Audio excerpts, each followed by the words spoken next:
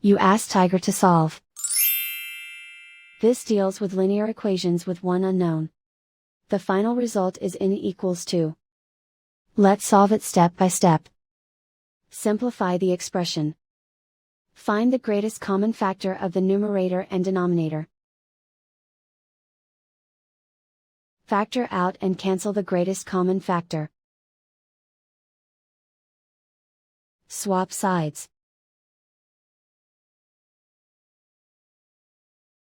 Isolate the n. Multiply both sides by 16. Group like terms. Multiply the coefficients. Simplify the fraction.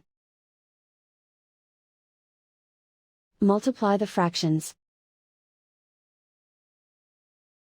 Find the greatest common factor of the numerator and denominator.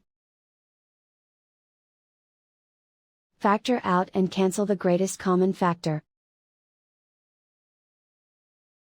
And so the final result is n equals 2.